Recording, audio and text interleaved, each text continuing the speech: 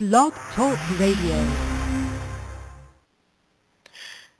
Namaste, everybody. Welcome to a special Monday night edition of Nature of Reality Radio. I am your host, Andrew Fisher, normally broadcasting every Wednesday night from 6 to 8 p.m. Eastern Standard Time, exposing the nature of reality in so many ways, especially the nature of reality for the lie that it is.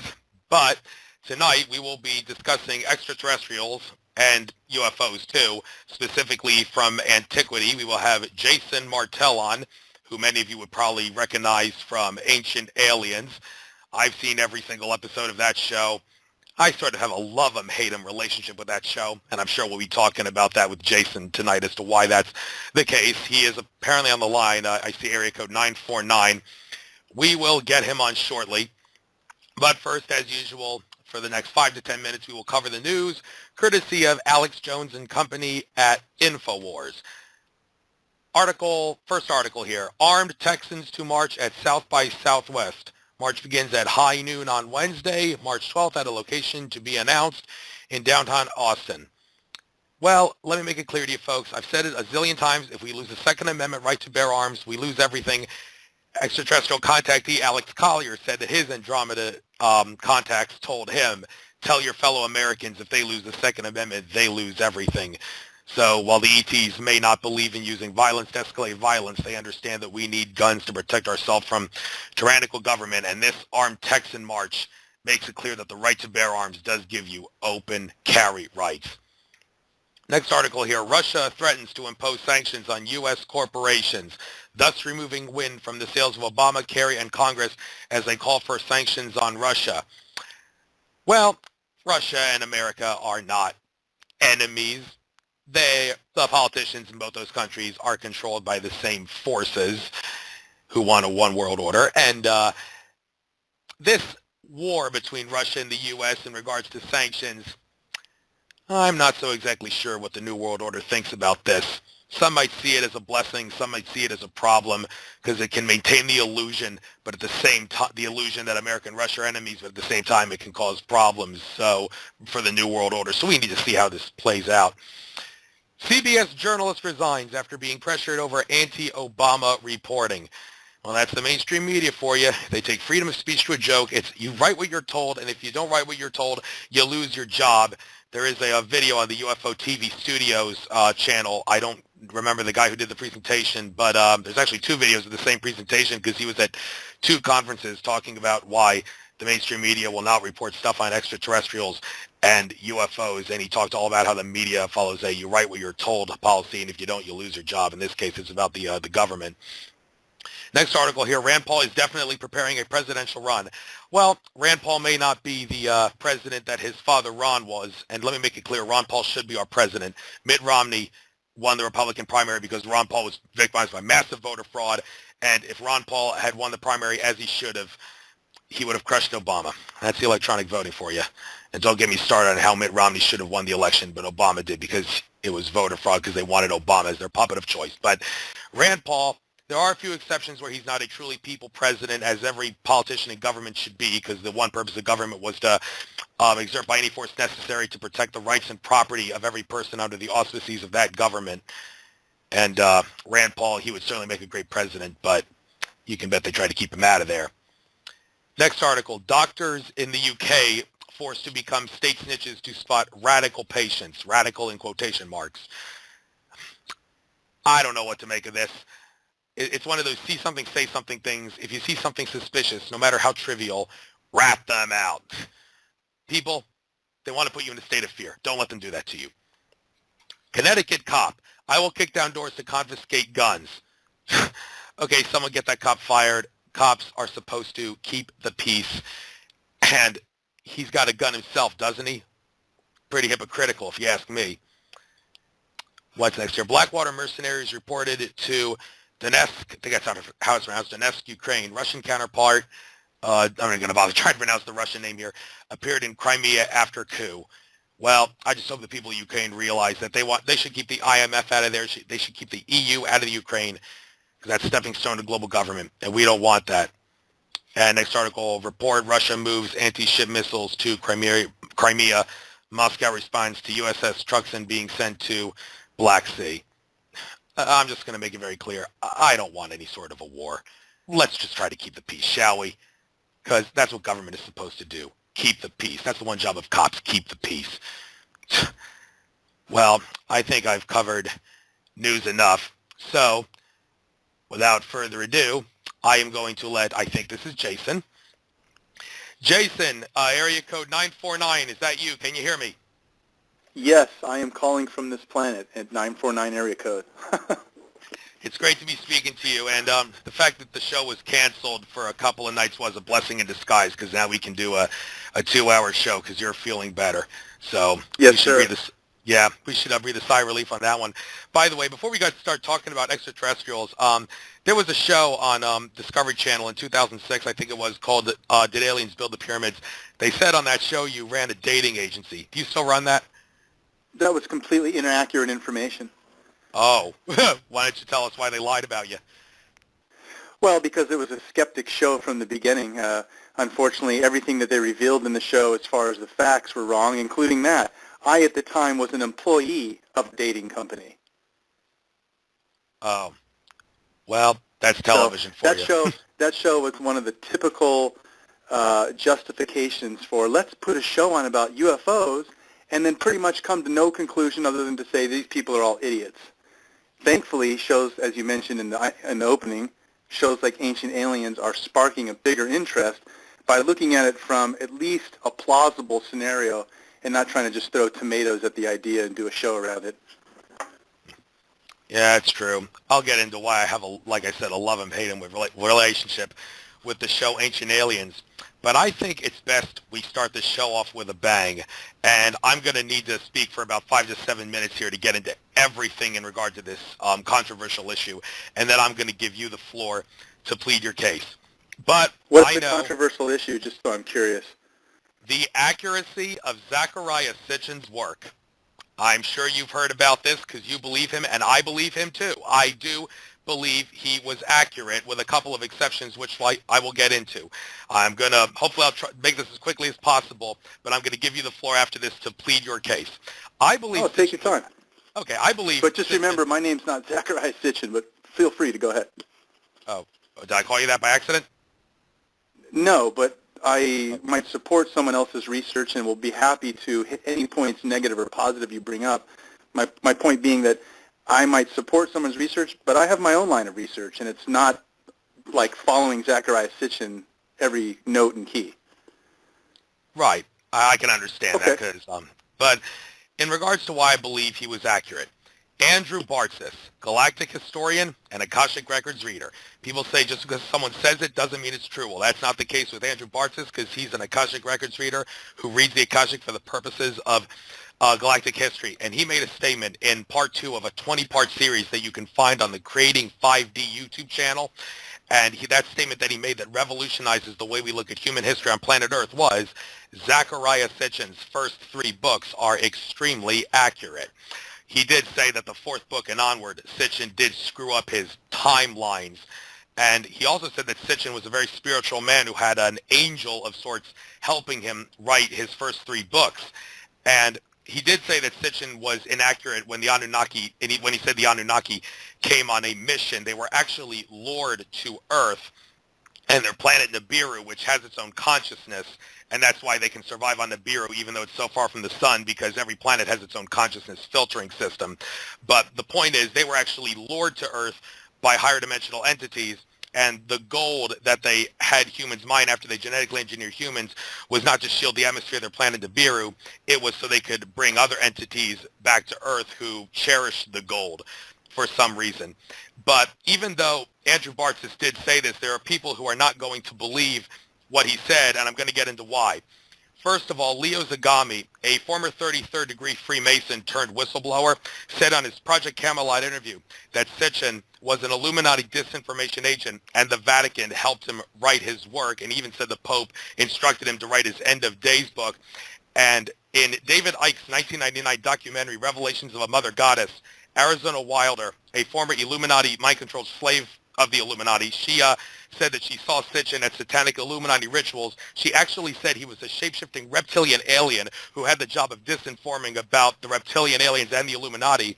And the icing on the cake there was David Icke said, well, that might explain why Sitchin warned me never to say anything about the reptilian aliens in my work after I asked him why he never said anything about ancient Sumer's countless reptilian motifs in his work. And Alfred Weber of Exopolitics TV, he did an interview with this guy, Donnie Gilson, who's been studying the whole Planet X thing, and they talked about how Sitchin was a CIA operative. And here in this article I have in front of me from Alfred Weber's Exopolitics site titled The 2013 Nibiru Fly-by Meme Hoax, Did Zachariah Sitchin Cooperate with U.S. Intelligence in Setting Up the 2003 Invasion of Iraq and the 2013 Nibiru Fly-by Meme? It talks about how Sitchin, his translations were made by tablets that don't even exist. It says in that article the whole 2012-2013 Nibiru flyby was a hoax that he made up as part of a way to get humanity in a state of fear as part of the New World Order's agenda to impose global totalitarian government. And they do mention Michael Heiser of Sitchin is wrong. He's a prominent Sitchin discreditor, so to speak, talking about how Sitchin never even had any training in the Sumerian language or attended any college class for even one semester. He's not a language expert at all.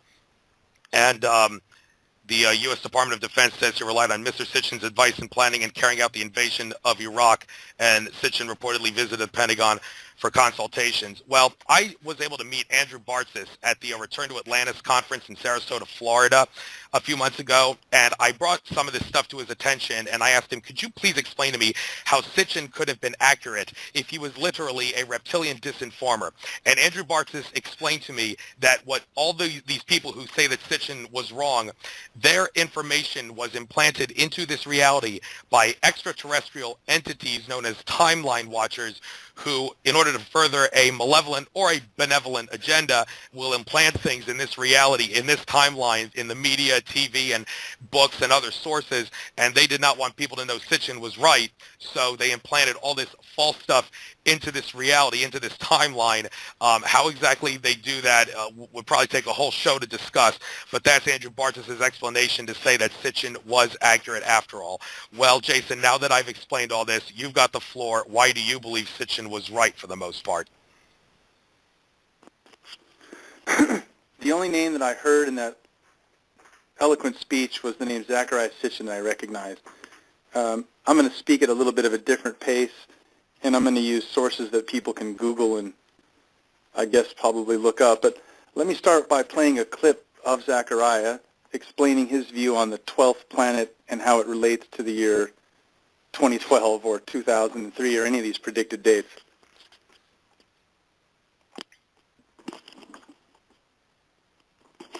Let's see if I can do this properly. Take your time. Found this little old clip. Those who refer to this planet by its Sumerian name, Nibiru, picked it up from my books because there's nobody else before me who said the Sumerians knew of all these planets, including one more called Nibiru, meaning planet of the crossing.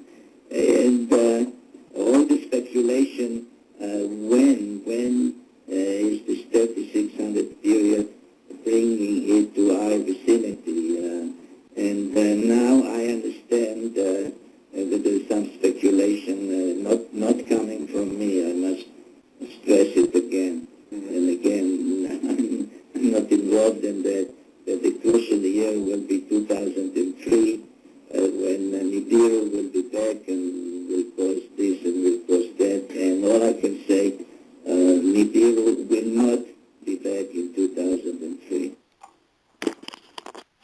So there's been a repeating pattern since then. I've been in this research, Andrew, for almost 20 years now. And everything that you just mentioned are people and names and things that probably came on the scene maybe, I don't know, a year, maybe 2 or 3 ago. Sitchin did 50 years of research, 50. And unfortunately, people just really don't understand what they're talking about when they hear the name Zachariah Sitchin and then read someone's blog or post, but never actually read his books or have any idea what the term ancient astronaut theory might really mean. So what what I can do for you and your audience is to give you some of the things that first sparked my interest into how I got onto the path that I am. And of course, Zachariah Sitchin and Eric von Daniken both played crucial roles that to this day have extremely accurate and relevant information. But like any theory, everything evolves over time. Yeah, everybody's going to debate this. And even Marcia Schaefer, I forgot to mention this, Marcia Schaefer is a extraterrestrial contactee. She said that her ET contacts who were benevolent told her to look at the work of Zachariah Sitchin. And I discussed this with her on her show, and she told me, Andrew, nobody knows what actually happened in regards to the work that Sitchin did. My ET contacts even told me Sitchin was accurate, but in the end, he was wrong. I'm just going to guess that those things that Andrew Bartis, the Akashic Records reader who I mentioned, said about the Anunnaki not mining gold for their planet's atmosphere, and also they were lured to Earth, those were probably maybe the couple of things that he was wrong about. And he also said it was more like 480,000 years ago, not 450,000. But people can make of this whatever they will. Yeah? Listen, I don't know of any book on the planet that's accurate. Look at our Bible. Look at any text that you want, even a book on equations. There are flaws. So I would never say, and I don't think anyone would say that Sitchin was accurate, 100%. No one is. That's not possible. Only God could be accurate. So the information that's in Sitchin in his books, I think is interesting from a certain perspective that it sounds like your audience is probably well-versed in terms like, Daniken and Sitchin. So here's a little bit of food for thought, battling skeptics and the like. There's two tracks of evidence to look at for the ancient astronaut theory. There's the pictorial evidence, the visual evidence, and then there's the text, the written word, the different Semitic languages of the Bible being translated into this, into that, to Hebrew, to English, Old Testament, New Testament. So you have people battling Sitchin, as an example, at a linguistic point of view, meaning his translations of these phrases and words are wrong. Well, that's where I, have an issue with skeptics who say that, because are they a linguist? Do they actually translate cuneiform script directly? Probably not. That's where Sitchin had his focus, was on the translation of the word from Hebrew to, Akkadian, all the way back to Sumerian. So he was the master of the word and really knew how to look at these various tales across several different cultures and see how it was the same story kind of spidering out to everyone. Now, the other side to that, Andrew, is the visual evidence, and that's von Daniken.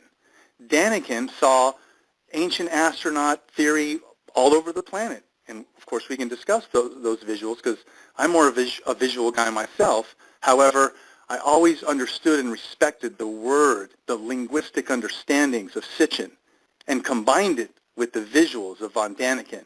And with those two researchers alone, anyone who chooses to dive deep, they come up realizing probably what most of us who are fans of these topics do. Something interesting has been happening in our past. Yeah, there's no question about it that Stone Age chisels could not have done what was done in the past. By the way, in regards to the stuff I mentioned about critics of Sitchin saying he has no formal training, that contradicts what Stanton Friedman, the UFO researcher, told me when I had him on his show, because he and Sitchin were colleagues since they both presented at the same conferences, and he straight up told me that Sitchin was unique in that he was a scholar in the research he was doing. So that's all the more reason why I think this stuff that critics say about Sitchin not having any formal training is an outright lie. But since we've covered the subject of Nibiru and the Anunnaki, well, actually, one more thing about the Anunnaki. In your research, have you uncovered We haven't covered those topics yet. Yeah, I know. But thing about the Anunnaki, I have heard that the Anunnaki from Nibiru, they're actually one of several different races of extraterrestrials on Nibiru. The guy that said that was Tolek, who's the contactee for the Andromeda Council. He said that his ET contacts told him that. And the Anunnaki on Nibiru are just one of many different races of Anunnaki, because according to George Kavaslis, who's an ET contactee from Australia, who I had on my show, he said the term Anunnaki refers to a hodgepodge of different ET races who are the son of a universal entity known as Anu, who can be thought of as a universal geneticist of sorts. Have you covered anything in your research that suggests that there is more than one Anunnaki? I can't use any of those type of sources that you just mentioned there because they need to be pieces of physical evidence here on Earth, like artifacts or written texts. So from that database of knowledge, no, there's pretty much only one type of a depiction for Anunnaki, male and female. They have certain headdresses depending on whether they're in charge of a spaceport or a higher god. But, when we get into, like, some of these more esoteric ideas of the Anunnaki and their daily lives and principles of thinking, I tend to shy away from that because it's extremely hard to verify. I know Zachariah Sitchin is an example, going back to Sitchin. He wrote a book called The Lost Book of Enki, where what he did was compiled from various Assyrian and Sumerian and, these actual tablets. He recompiled information that was written down by a Sumerian scribe with a high priest while they sat in front of one of these beings called an Anunnaki. Now, if there were several different kinds and such, why not? I mean, we have that on Earth. There's different races, but I can't speak to those type of points. What I could probably do, and if you're okay with this, Andrew, is I could kind of just quickly take you through how I got up to topics of interest like the Anunnaki and Sitchin and stuff like that. But I realize you attack these topics from probably a different angle than I'm going to, which is fine for us to kind of ping-pong back and forth from our views. All right, yeah, go right ahead. You got the floor, and if I hear anything interesting, I'll jot it down on my notepad here, and we'll talk about it later in greater detail. Cool. All right. So, yeah, I just turned 40 a couple weeks ago and started my research when I was 21. Someone in college had mentioned to me about a face in pyramids on the surface of Mars, and I was just a waiter, going to college, surfer, living in San Diego, and I was like, a face in pyramids, what? Whatever. And for some reason, I was just very intrigued by this topic, and so they had just started turning on the internet, and I used my college dial-up account to get onto the internet, and somehow, for whatever reason, I got turned on to things called the Freedom of Information Act, and then started to Google things like NASA and Jet Propulsion Laboratories and Goddard Space Center. And what I found was that the principal photographer in charge of putting cameras on the orbiters and landers that we send to Mars was a company called Malin Space Science Systems, which just happened to be located in San Diego, where I was going to college. So I went, okay, well, I'll take this a step further. I'm just a layman, face on Mars. So I called Dr. Mike Malin. It took me a few times, but I finally got him on the phone. And I said, Dr. Malin, look, I'm a college student, is this really like a face in pyramids on Mars? And he said, no, these are all natural sand and weather-eroded objects. There's nothing artificial to see there. I thanked him and hung up, continued to look into the topic, and I found 4 or 5 peer-level review scientists, meaning that they had the same credentials of Dr. Mike Malin, but they didn't work at NASA. However, a couple of these gentlemen had published materials about the surface structures of Mars. One guy in particular, a Dr. Mark Carlotto. Excuse me. So this is where it got kind of interesting for me, Andrew, is because Dr. Carlotto essentially was writing mathematical algorithms to look at satellite telemetry over Russia, pictures we snap over Russia. He'd run his algorithm and it'd say, oh, look, those are tanks and troops and, some other military complex being covered up or shrouded by the debris or a tarp or something, right? His mathematical algorithms, this fractal analysis is what he called it, would identify artificiality in satellite telemetry. Well, when Dr. Carlotto ran his fractal analysis on Cydonia, the face and pyramids came out to be 98% probability to be artificial. NASA never did anything like that. They just kind of quickly said, oh, it's nothing. So that really sparked my interest initially. I'm going to kind of move on to off Mars here. But that's what really sparked me initially, Andrew. I was like, wait a minute, what the heck is this? Something's going on. So I started to realize that we have things all over the Earth here, let alone on Mars. This is another planet here. There's pyramids and megalithic structures. I started to want to know, where do we really come from? And that kind of led me into the quest of looking into the most ancient cultures that we have here on Earth. I mean, where does it start? And on our textbooks now, I mean, if you ask a college professor or some type of academic, they'd say, well, Sumer, Babylon, Mesopotamia, 3800 BC is where our civilization started here on Earth. So that's where I started, and such forth, brings this information about the Sumerian culture, which really starts to get interesting, Andrew, because I was raised as a Christian on the Bible and Jesus and angels, and I never really connected with my higher power in the church, where people were raising their hands and somehow like talking in tongues, and they seemed to be connecting to something that I didn't get. But later in life, now I look at this information, and when I got to the Sumerian topic and some of these things that we'll talk about, that's what really started to spark my initial interest. I'll pause for a moment, though, because I don't want to just talk forever here. Yeah, I just had to get myself off mute there. If you ever hear me take a few seconds, that's because I'm getting off mute. But you mentioned Mars. I do want to talk about that because I saw some stuff on Mars on your website, and when you appeared on Ancient Aliens, you've talked about it before. Since you mentioned Cydonia, I have no doubt that thing was created artificially.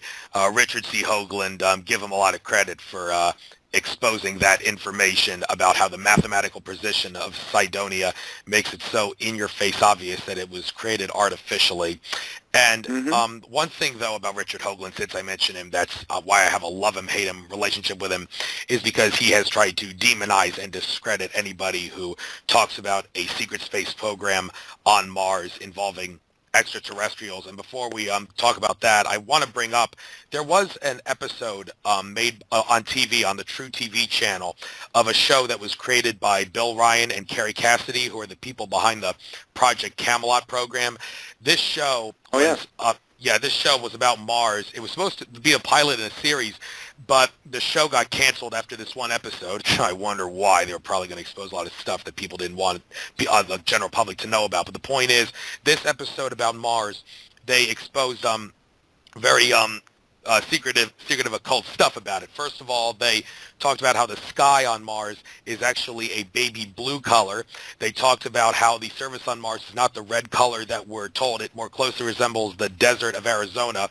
They also talked about how the surface of Mars, you can stand on it without a spacesuit. It would be a little harder to breathe, but you would not pass out from suffocation, and you would not suffer from too many cosmic rays because the atmosphere is strong enough to protect you. And Andrew Bashago, who's a whistleblower in the government, he said that he was taken up there as part of a space program, and President Obama was allegedly part of this space program.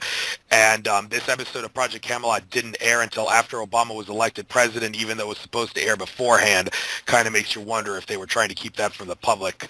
But in regards to your research on Mars, can you verify all this stuff I've said about Mars, and also talk about what you know about Mars from your research? I can't verify anything that you said there, unfortunately, my friend, but Mars and Obama, I couldn't even put into the same sentence. But what I can do is agree with you that yes, there is some type of cover-up with Mars, and there is probably a space mission not on the public radar that's been going to Mars for quite some time. I personally believe that, and I have a couple analogies. First one is, we landed a man on the moon in 1969. It's like Intel built that Pentium chip, the Pentium. I got my first Pentium computer, and it was 75 megahertz. I think today they're like 2400, 2.4 gigahertz, right? They're exponentially higher. Us landing a man on the moon is like Pentium creating the 75 megahertz chip and going, we did it. We created the Pentium. We're good, No. We landed a man on the moon. You think we stopped doing that?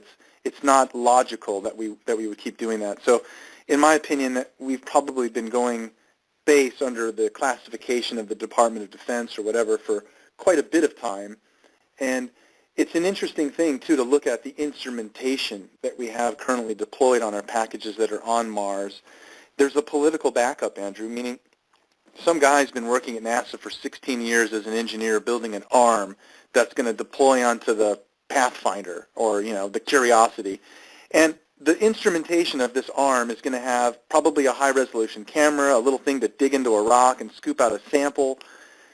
It doesn't have anything on there. There is no instrumentation being deployed to confirm life. There isn't a thing that's going to scoop up a sample of a microbe.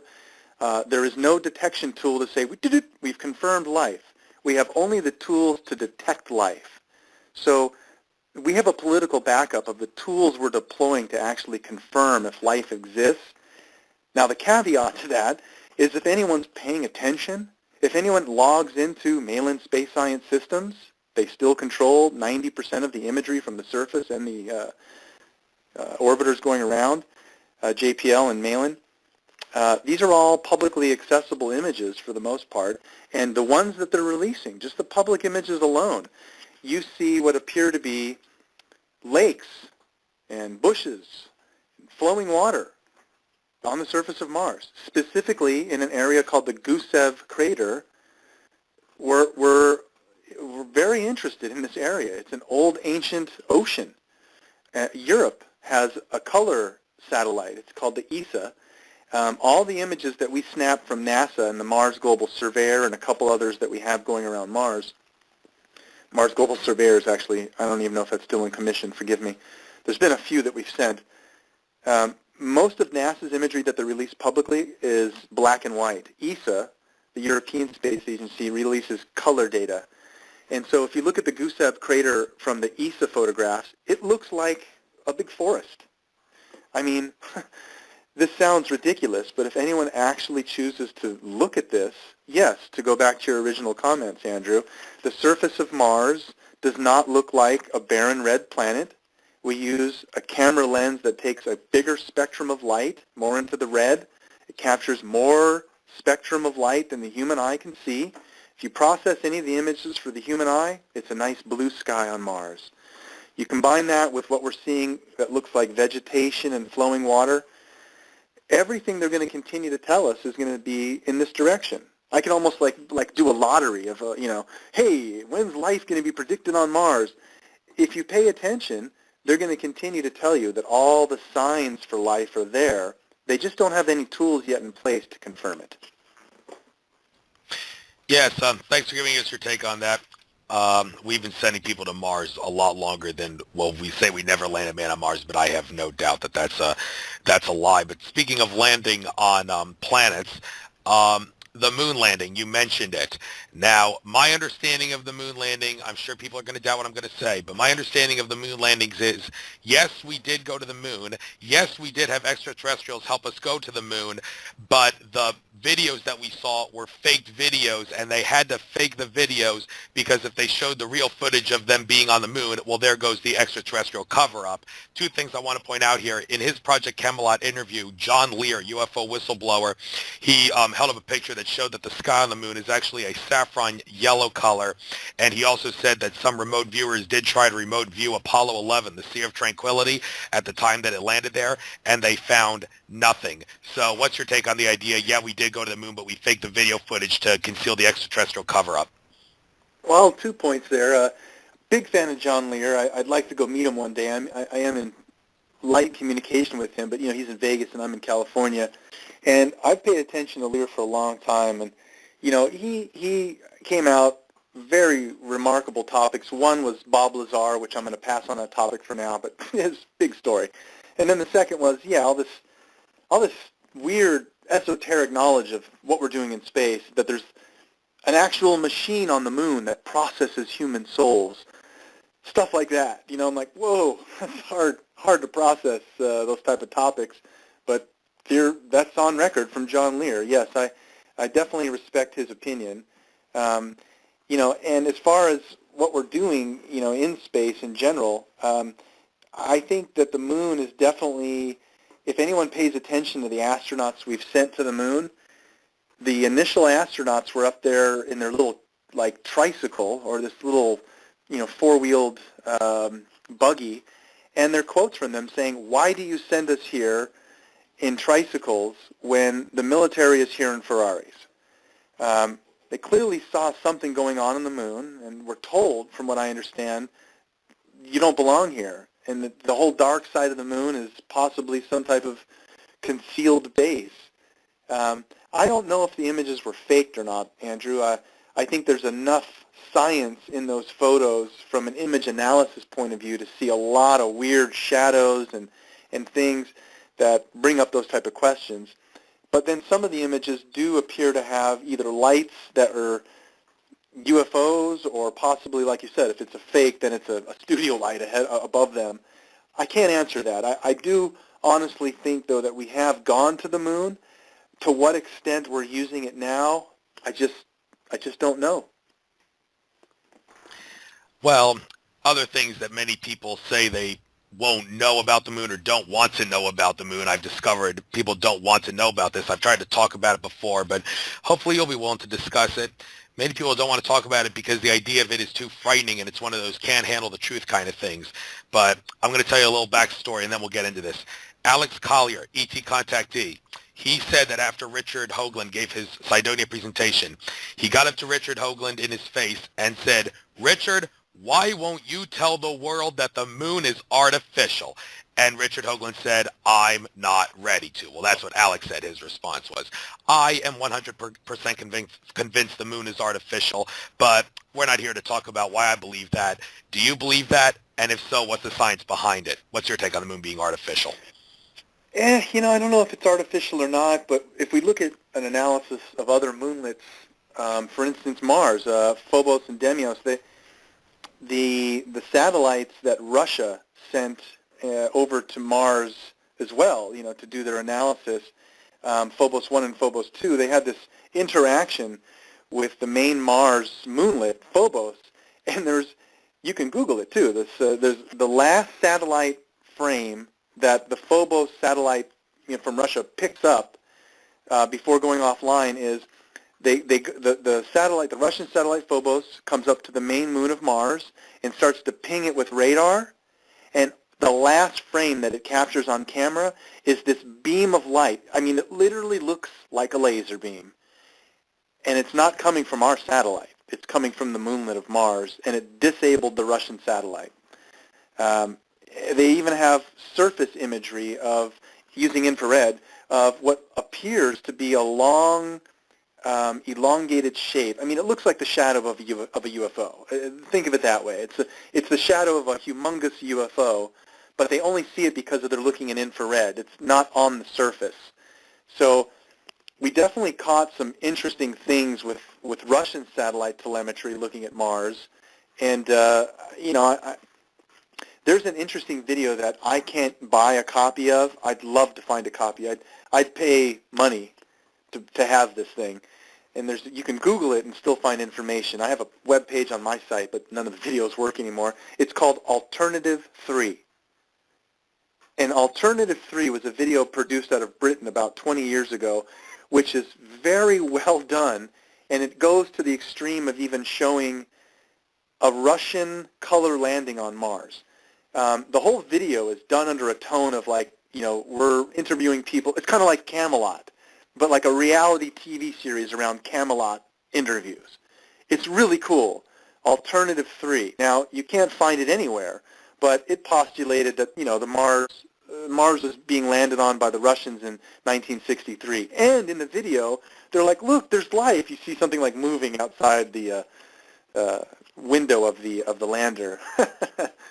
I'm definitely of the opinion, Andrew, that we've had an extensive space program, and NASA is a public space agency, but the private space agency is not something the public is still made to know, and they're not supposed to know anything about it still. Yes, and I often use something that I borrowed from you, and every time I say it, I always say, by the way, I borrowed this from Jason Martell. NASA should stand for not always a straight answer.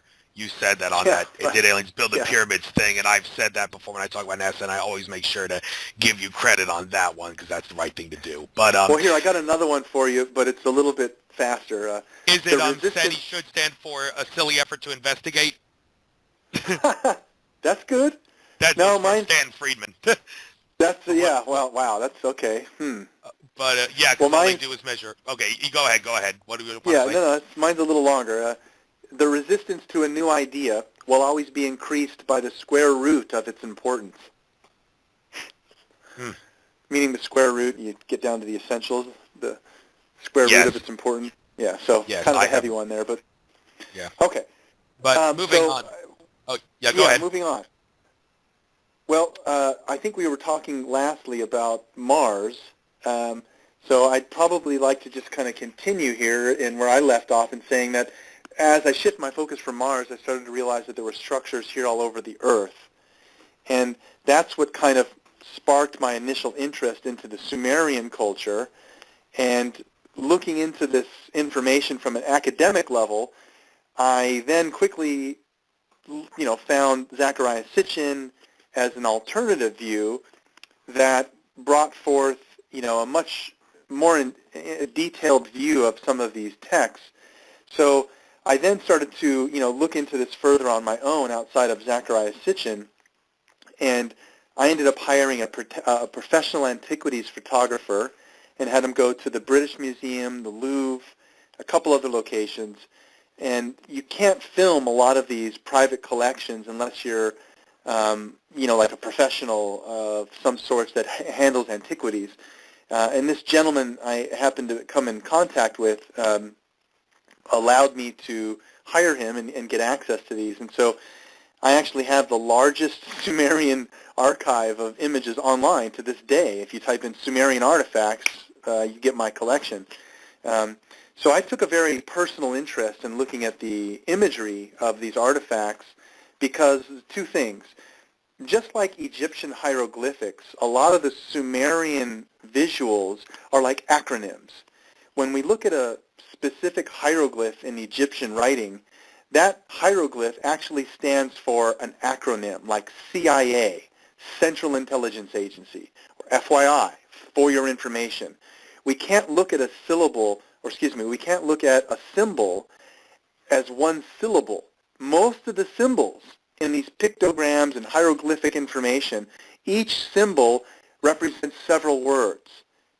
A picture is 1,000 words. That phrase means something for a reason.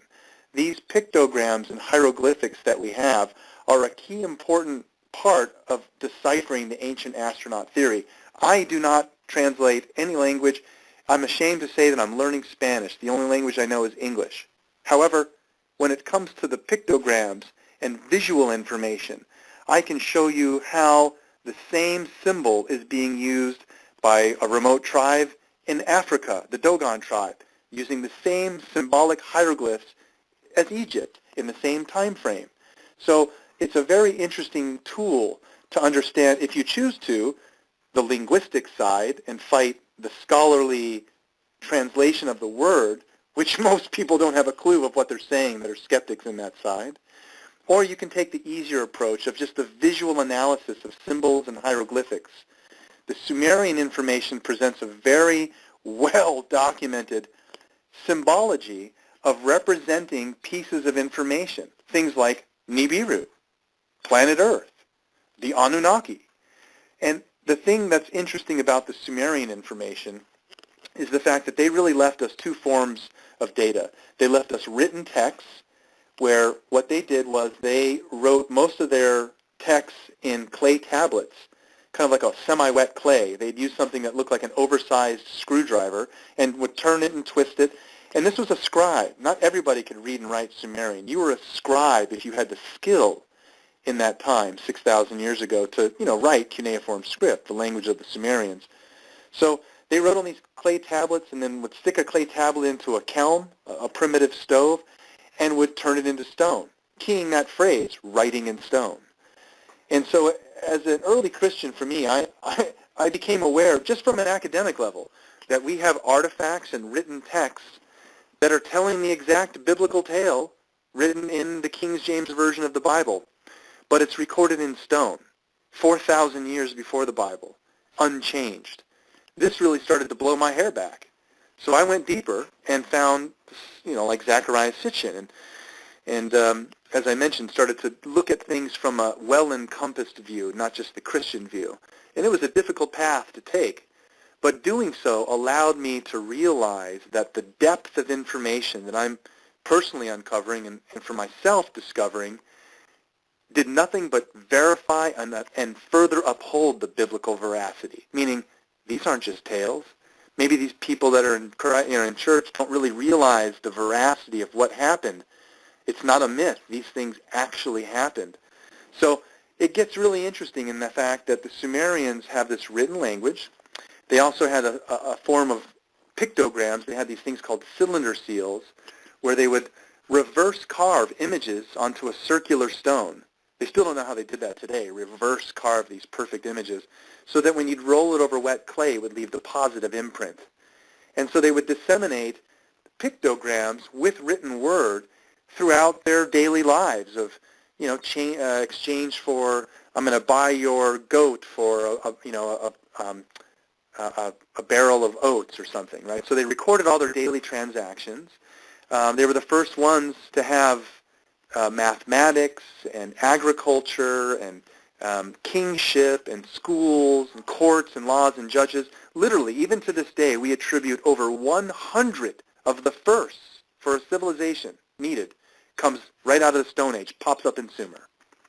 So for me, Andrew, I really started to become fascinated with another part of the writings that they had. Again, at the academic level, we could confirm what the Sumerians were saying, their mathematics, agriculture, and their astronomy, their motion, their movements and knowledge of the planets, knowing that the sun is in the center, even knowing the distance between the planets. We're going to talk about that further in a moment when we talk about Nibiru and Planet X, but I want to stress that the academic acceptance of the Sumerian knowledge for accuracy, for recording astronomical events over hundreds of years. It was sacred information that was written down and only understood by high priests in Sumer. We see this kind of play out in that Mel Gibson movie, Apocalypto. You might have to remember, but there was one scene where the priest looks over at the king and kind of nods.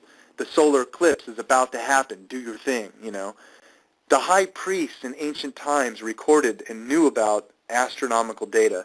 So the precipice of all of this, Andrew, is that the Sumerians had very accurate information that we can confirm by our academic means of looking into our history.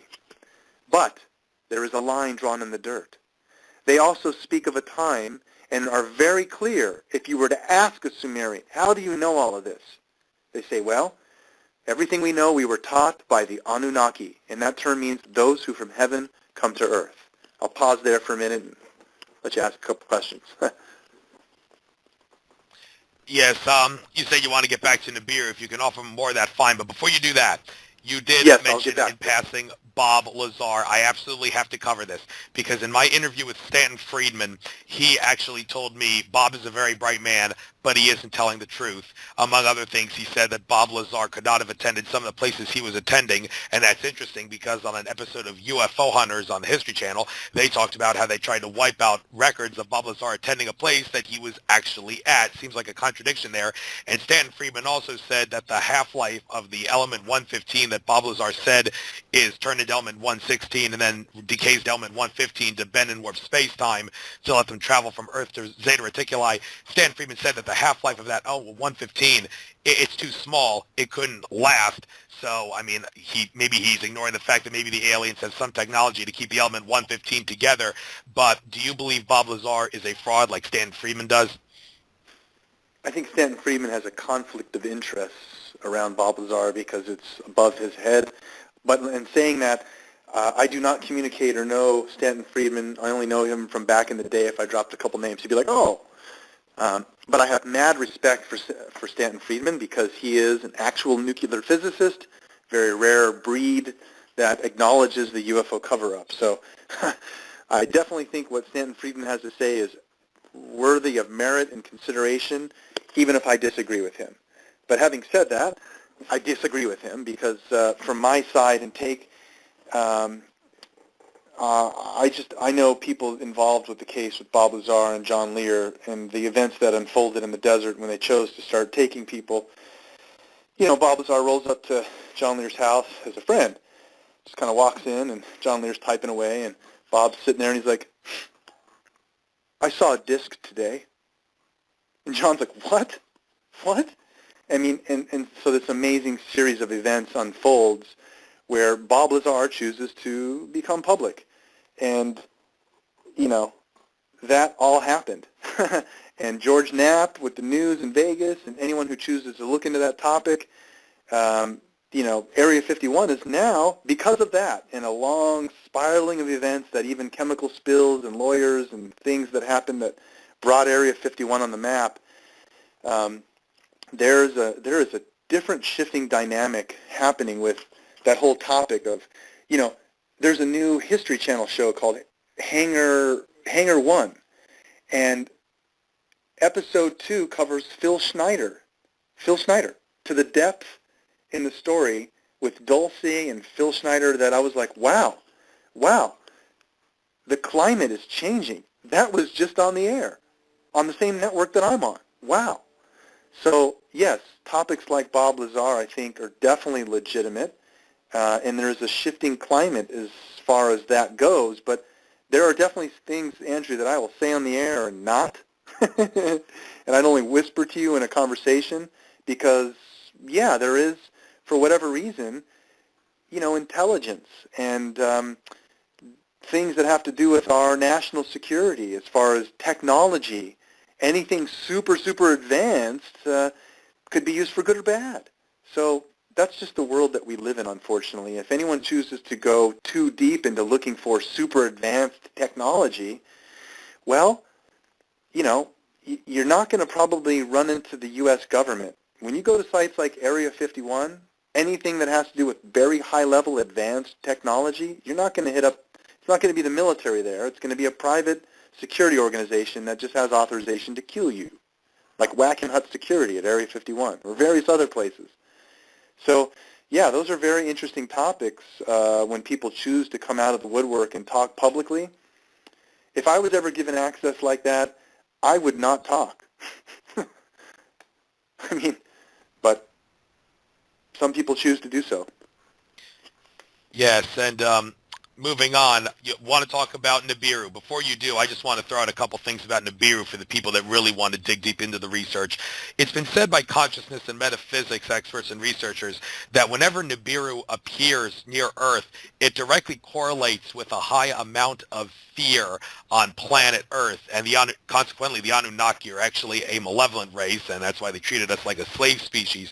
And Nibiru exists because our consciousness tells us it exists, just like everything exists because our consciousness tells us it exists, and they say Nibiru's appearance is fear-related. And on that note, Andromeda Council contactee Tolek said that there was the conspiracy of sorts that Nibiru would come to Earth around the end of the Mayan calendar, and there were a lot of people that were fearing that, so that might cause our consciousness to make it come. And he said that higher dimensional entities actually put Nibiru high above the orbit of the solar system to keep it from affecting Earth during the 2012 end of the Mayan calendar period. This probably may fall out of the realm of what you've researched, but in regards to Nibiru, what do you know? I feel sorry for people who listen to your show slightly intoxicated because we're going at such a fast pace with some of these references that you make that I don't want to, scare people. They're going to be like, holy crap, the end of the world's coming.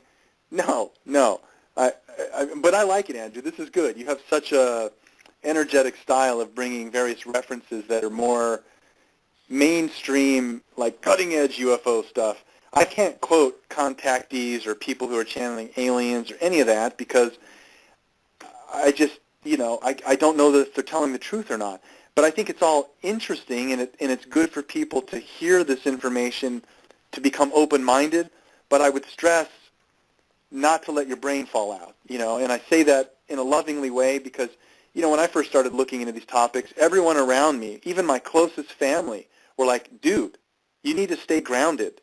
Focus on what matters in life, right? Not all this weird stuff and things flying around. I'm like, I don't think you guys get it. This really does matter. But so my point is that these are very heavy topics.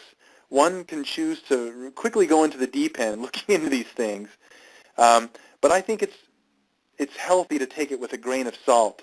We have senses and we're well aware, and we have connected media today that if anything is happening in our reality, at least in our North America, it will be kind of hard to cover it up if it's a really big event.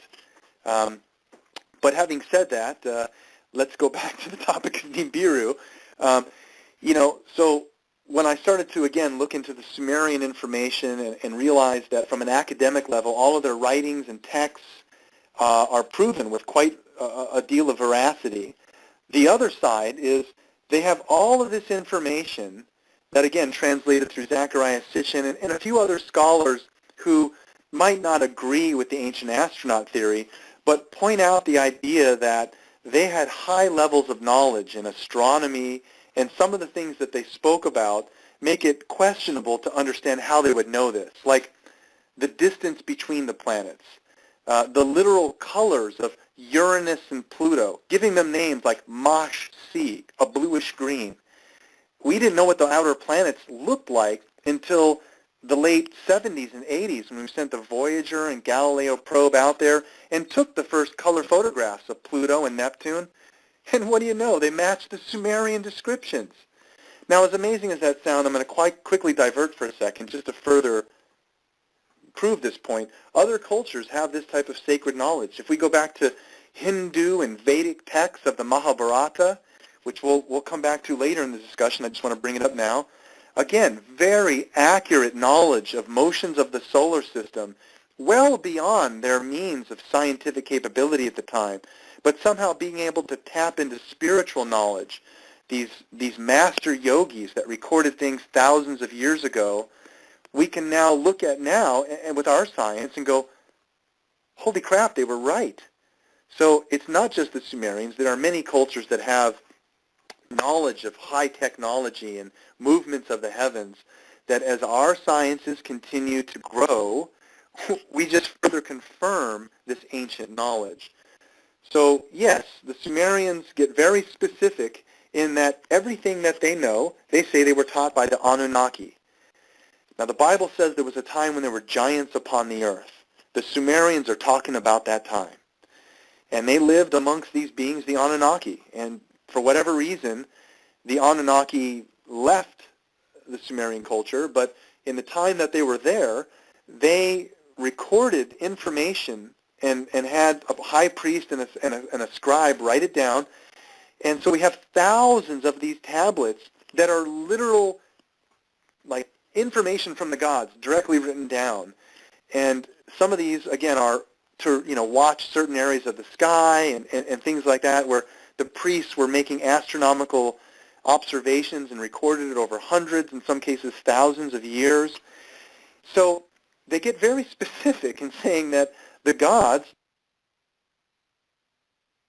Jason seems to have gone off the air. Let me try to call him and see if I can get him back on here.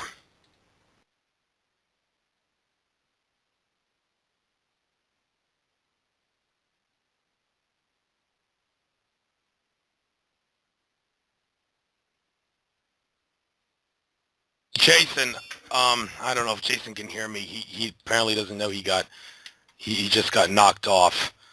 But see if somehow, some way I can get him back on. Try to reach him through a Facebook or something.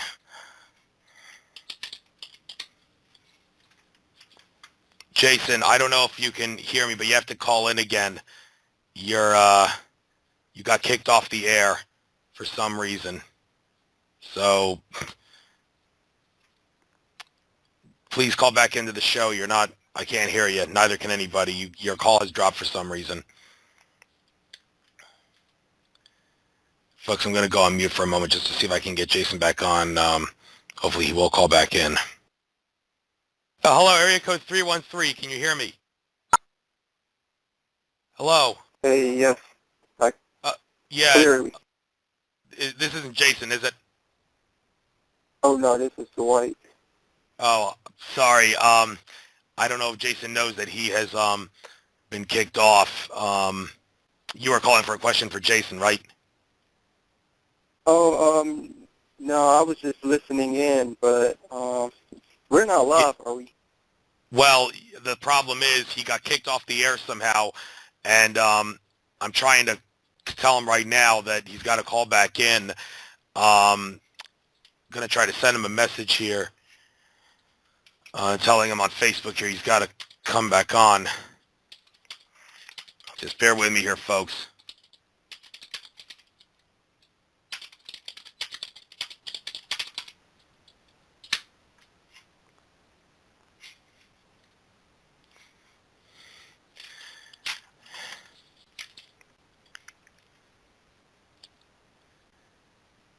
Well, it's good to know I can hear you, but I do hope Jason will be able to call in again.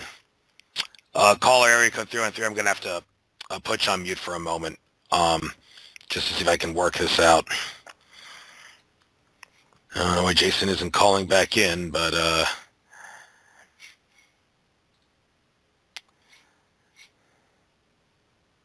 hopefully his phone line didn't go dead.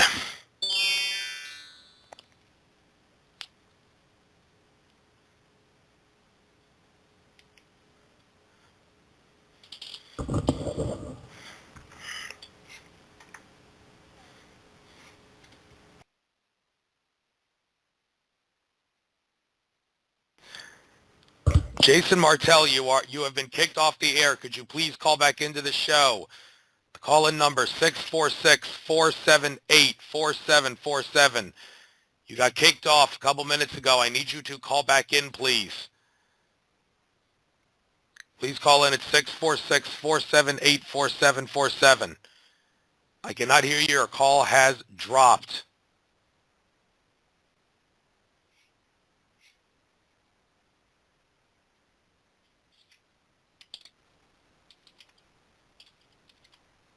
Yeah, this is quite suspicious. It usually doesn't take this long for someone who got kicked off the air to not call back in.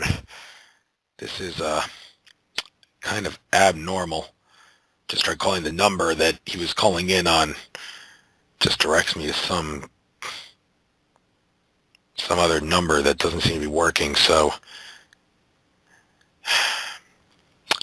folks, I don't really know what to tell you here. I'm going to stick around here, and hopefully Jason will call back in somehow, some way. Let me try contacting him through Gmail.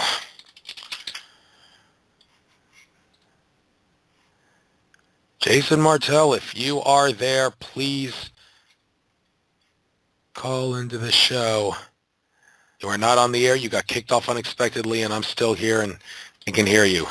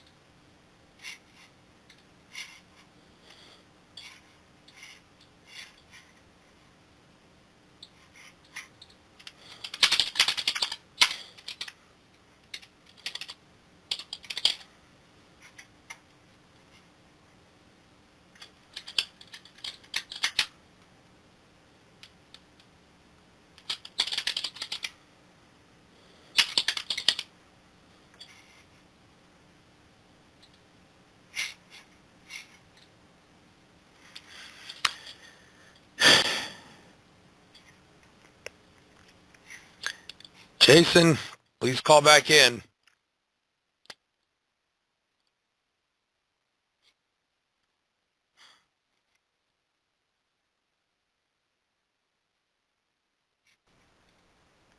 This was quite Hello, area code 313. I might as well talk to you. What's up? Yes, it's not Jason. It's you had picked me up last time. I did have a question. Yeah, go ahead. Sorry about that. I just wanted to get this whole thing, try to straighten this out, but go ahead, ask your question. Maybe I can answer it. Yes, have anybody have claimed to lived a past lifetime of some of these ancient astronauts that you or Jason is aware of? I know he's not here at the moment to answer that, but that's my question for tonight. Can you repeat your question? You confused me. Who thinks they're ancient astronauts? Well, I was wondering if y'all ever came into contact with anybody who believed that they lived the past life as one. Oh, well, actually, Jason is right back on the air. Why don't you ask him? Hopefully he won't get kicked off this time. Jason, it's glad to see you back. Do you have any idea why you got kicked off? No, that's kind of odd. Oh, maybe the NSA is watching us and didn't want you to say what you were about to say. Well, okay, I'm just screwing around with you. But anyway, there's a caller on the show right now who has a question for you. So why don't you answer his question, and then you can get back to what it is you were talking about. Sure. Caller, All right, caller, go ahead. Wow.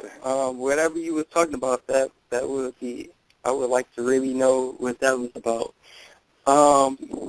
My question is, have you ever came into contact with anybody who believed that they lived as a past lifetime as one of the astronauts?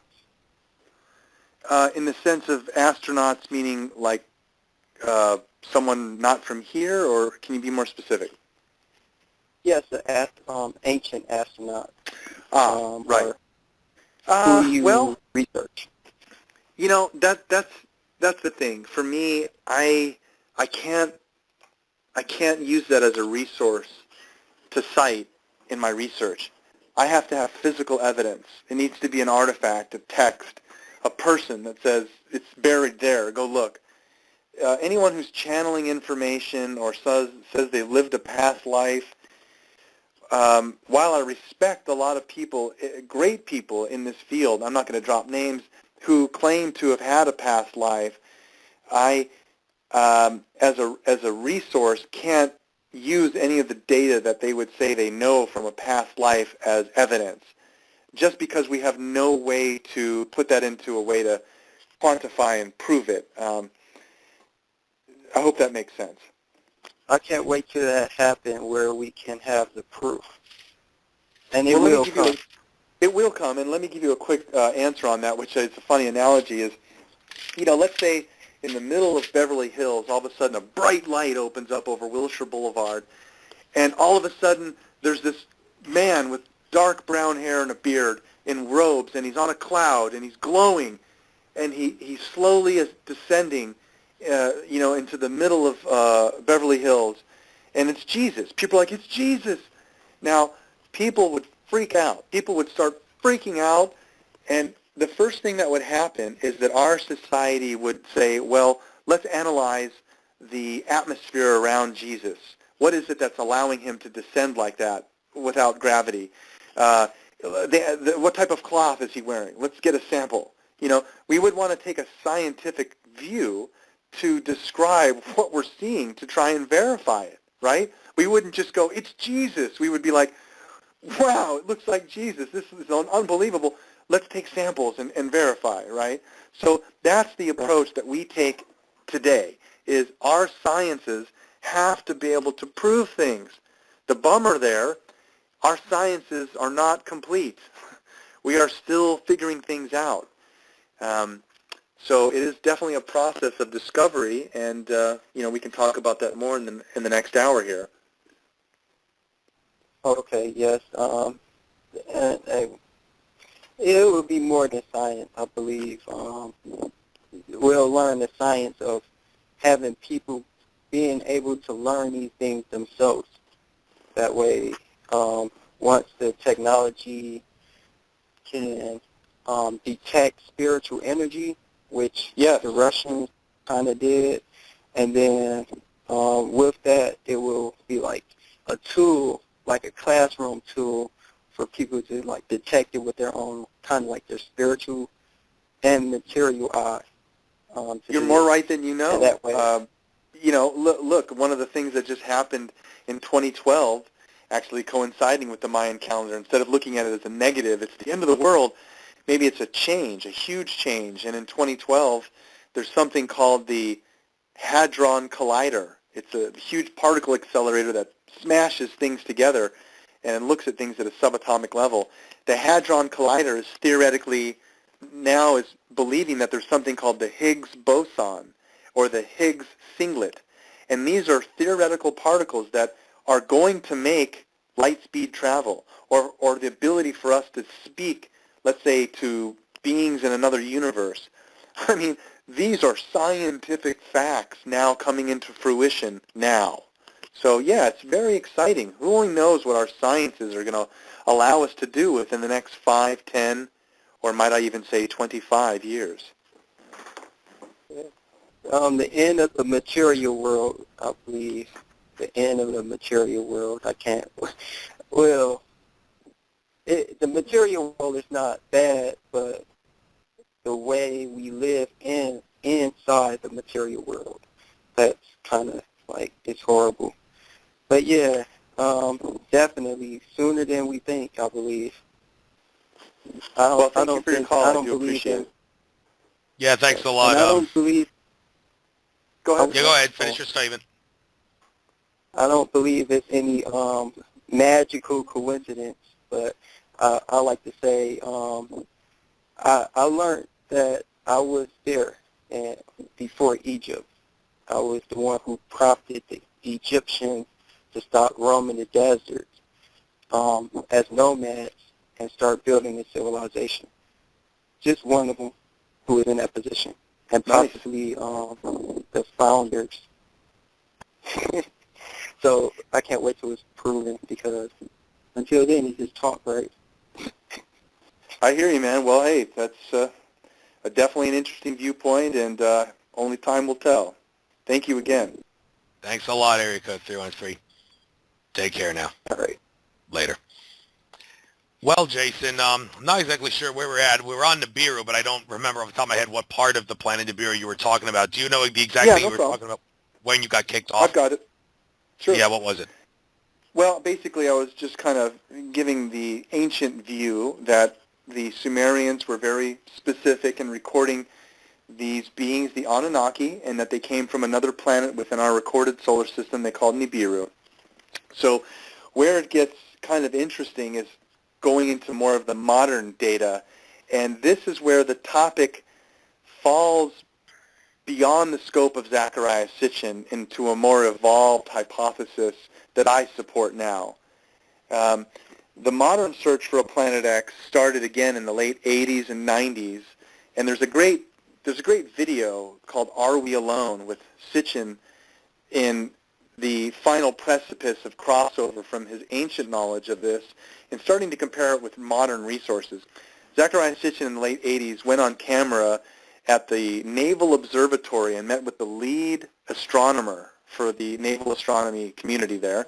And Dr. Robert Harrington, they compared notes where Sitchin was like, well, here's the Sumerian Nibiru. It's got this elongated orbit, goes out about 3,600 years, so it probably travels billions of miles out there, and then loops back somehow, which we'll talk about how it could be looping back.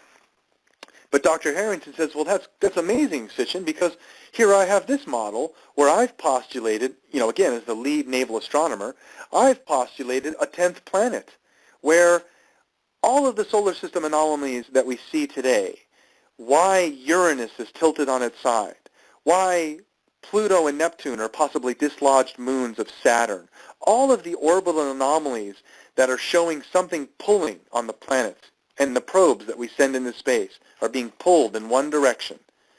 They called it a perturbation. Something is pulling on the planets, an unknown gravitational force, but they never found it. Where is it? What is it?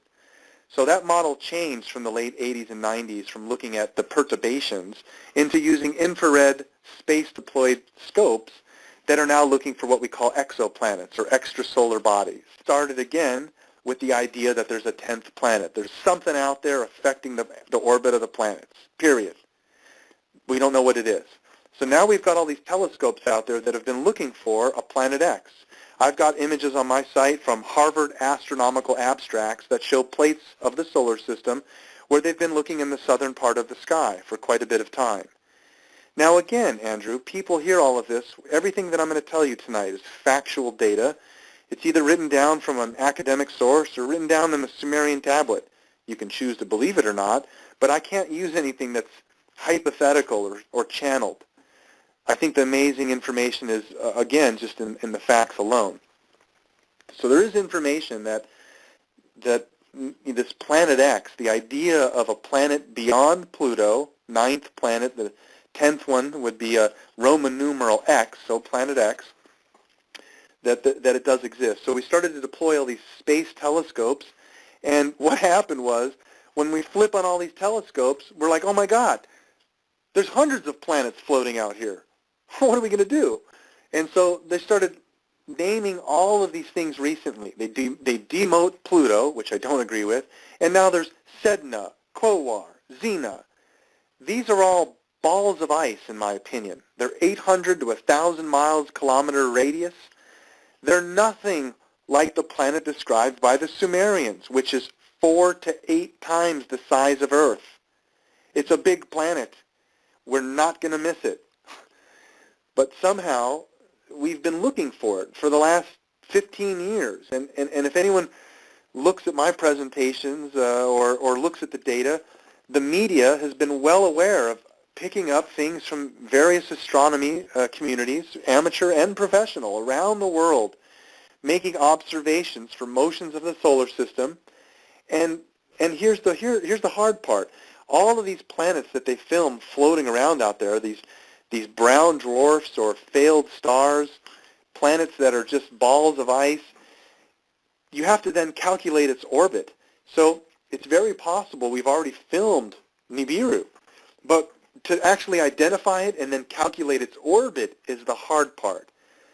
So it is very interesting that all of our new science is looking for planets like ours and doing space detection of planets near us that we might discover, large solar bodies. But here's where the Planet X Nibiru information evolves beyond Sitchin. Every description of Sitchin's translation of the orbit of Nibiru shows it going around one sun. Well, we don't have one sun, folks. More than likely, we're binary. Every solar system that we've been filming, external to ours, 90% of them are binary. Some of them have up to 8 suns. 8. And they're in this intricate dance, orbiting each other, suns orbiting each other. A binary system means 2 suns in orbit around each other. So, Andrew, the information for me has changed because, 1, the orbit of Nibiru needs to show a model of it going around 2 suns. And that would explain why it can go billions of miles out in this egg-shaped orbit and still loop back around. It's looping around something else. Now, the whole idea of Nibiru going around 2 suns is, again, well documented in research from some of these people that really aren't calling it Nibiru. They give it different names. If you Google the word Nemesis, Dr. Richard Mueller from Berkeley, he postulated a planet called Nemesis that orbits around 2 suns. But way out where the second sun would be, we have what's called the Oort cloud. And again, this is a scientific accepted term, the Oort cloud. It's a huge asteroid belt, billions of miles beyond Pluto.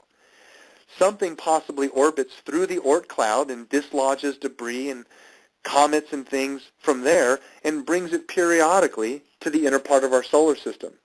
Dr. Mueller theorized that's what caused the dinosaur extinction. And that's why we see our moon and our planet and various other planet surfaces bombarded by debris, wax from asteroids and comets.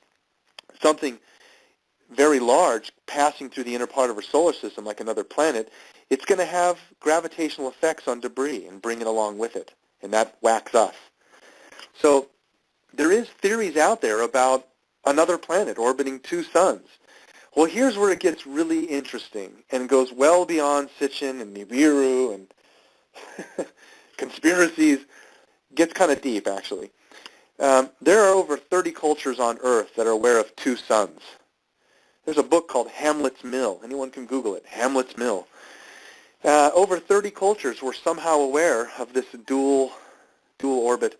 The Mayans were aware of it. That's why they had a calendar system so accurate and advanced and encompassed such a large scale of time that we just don't understand. Well, I'm starting to figure it out. Other scholars understand, and we're looking into this. The term right now is called the precession of the equinox, and that simply means that we have the heavens divided into 12 parts as constellations. Right now we're in the age of Pisces. It's the symbol of a fish. Now people slap it on the back of their car in honor of Jesus and such, but they might not realize that the symbol of the fish actually means Pisces, and it's an astronomical symbol for the age that we're currently in, the age of Pisces.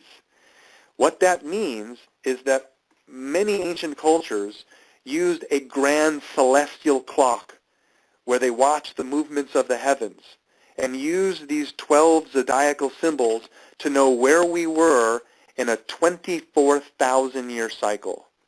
Right now, the precession of the equinox on scientific terms means that there's a degradation of our orbit and that it takes 26,000 years for this effect to take place. That's an inaccurate number. It's 24,000 years.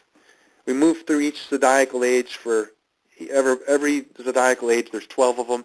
It lasts 2,000 years, so it's a 24,000-year cycle.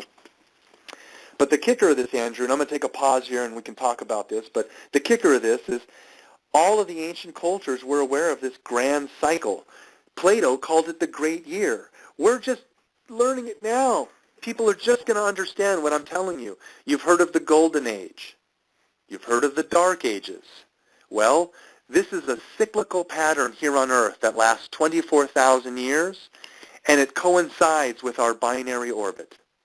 When our two suns are at their closest point in their orbit, we're in the Golden Age. The sun energy, something, causes us to literally come to a point where we can interpret God, as it's talked about by these ancient Hindus. When the suns are at their farthest point, we're in the Dark Ages. We forget everything.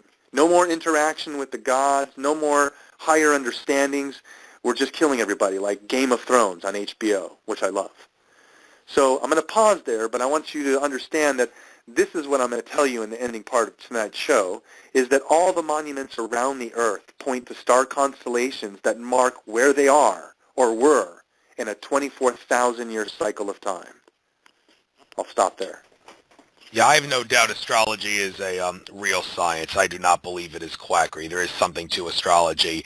Even though I don't read horoscopes, I believe there is truth behind how as above, so below. But one thing I want to get into, but I don't want to elaborate on this in great detail and go into conversation about it, but since you mentioned the second sun, it has been talked about by, among other people, ET contactees Alex Collier and George Kavasilis, that there is actually a second sun in the solar system, but it's not the nemesis that you mentioned. It's actually a small star that orbits exactly opposite the sun from where Earth is, and that's why we can't see it, because it orbits at the same speed as the Earth and us on the exact opposite side. And Kavasilis has explained that this second sun is actually a balance, metaphysically speaking, of the male energies. Like the sun is male energy, and this second sun is also a male energy, and this directly correlates with the male energy balance of Enlil and Enkidu, which I know you're familiar with in the work of Sitchin. Don't want to talk about this much. It completely falls out of the realm of the conversation, but it's worth throwing out. And it's also worth throwing out that Akashic Records reader Andrew Bartzis says that there are actually 66 planets in the solar system. Make of that whatever you will. But moving on, I want to get into the subject of ancient aliens and why I said I have a love them, hate them relationship with that show. I mean, I believe the show is very accurate for the most part in terms of explaining points in history where extraterrestrials did actually influence reality on Earth. But the problem with I have is they're not actually doing a very good job of explaining who the aliens are and what their true intentions are. And another problem I have with the show is a lot of the things that they say in religious texts, they say that those things in religious texts like the Bible and other religious sources are actually true events. I am of the opinion that malevolent aliens from the past, and I'm going to ask you a question about this in a moment, malevolent aliens from the past invented like religions as a form of brainwashing humanity, and a lot of the religious stories that ancient aliens passes off as true are actually fictional stories that malevolent aliens want us to believe are true. Now, I'm going to let you talk about this for a moment, but I want to get into why, one reason I believe it disinforms in regards to the extraterrestrials and their intentions. I am 100% convinced that David Icke is right when he says that many of our political and corporate leaders are actually malevolent reptilian aliens who holographically masquerade as humans so they can manipulate our reality in negative ways to feed off of our fear energy. And I also subscribe to the notion that malevolent gray aliens from not from Draco, that's where the reptilians come from, but Orion and Zeta Reticuli is where the grays come from. They're in allegiance with the reptilians, and since the History Channel show Ancient Aliens, like maybe on only 2 occasions, actually mentioned reptilian aliens and only 1 occasion mentioned shape-shifting, I'm thinking that the show is, in a sense, a bit of a disinformation campaign in that regard. So what do you have to say about this stuff I've just said about Ancient Aliens being a love-em-hate-em show? I love you, man, but you sound like a raving lunatic. Oh, okay. That well, would what be people my think answer. about me is none of my business, so I'm not afraid to talk about this stuff publicly because I don't care I mean what that in people the most. I mean that in the most like show-worthy way, and not like if I was in your face. Because, look, Andrew, we can both take our own approach on this information. I sit from a more grounded view of, hey, man, show me the money, versus everyone under the sun who claims to know something in these areas or is channeling something or has a piece of the information that they might have heard from something else and now connected it with something and now has something to say. I take a more patient approach. So I actually really like your pace because it's a complete dichotomy of difference in how I would discuss or even approach anything around these topics. But everything that you're saying, there's someone else out there going, yeah, man, yeah, I know there's a cover-up. I know this is going on. And I'm not going to disagree with you, but I have to take a more pragmatic, logical approach, right? So, a lot of these things that, when you mention, is Ancient Aliens a cover-up or is it a disinformation campaign? Well, let me give you an example. Dude, it's a business. These people have a budget from the History Channel to produce a show, right? If they talked about reptilian aliens in 15 shows, it'd be canceled. So there's not always a cover-up or some devious reason for why some things are the way they are. And again, having said that, though, are there people in body-shifting parts of our government that are aliens? Or, I really don't know. I don't put it outside the realm of possibility. But as far as something I can prove or point to say, how do I move the needle in human knowledge in these topics? Man, I don't think it's all of that stuff. It needs to be facts and evidence so that people can make up a logical decision for themselves. Now, if someone wants to dive into the deep end of paranormal and cover-ups and aliens and everything, that's fine.